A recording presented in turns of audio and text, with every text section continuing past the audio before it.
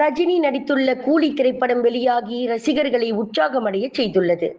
இதனிடையே கூலி படக்குழுவை அழைத்து வாழ்த்து தெரிவித்துள்ளார் தமிழக முதல்வர் மு.க.ஸ்டாலின்.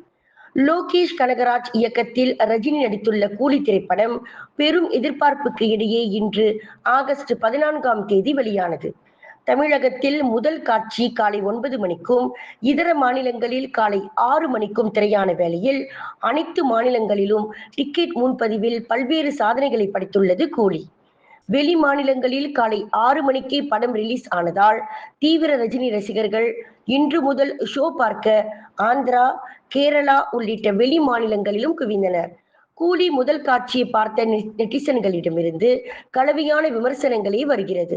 இதற்கிடையில் கூலி படக்குழுவை முதல்வர் மு.க.ஸ்டாலின் நேரில் வரவழைத்து சந்தித்து வாழ்த்து கூறியுள்ளார்.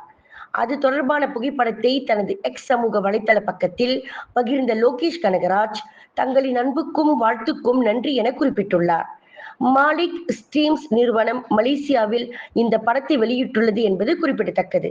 நாடு முழுவதும் ரஜினி ரசிகர்கள் இந்த படத்தை கொண்டாடி வருகின்றார்கள். விலையில் மேலும் செய்திகளை தெரிந்து கொள்ள கீழே இருக்கும் பெல் பட்டனை அழுத்துங்கள். உங்கள் ஆதரவை வெளிப்படுத்த லைக் மற்றும் ஷேர் செய்யுங்கள்.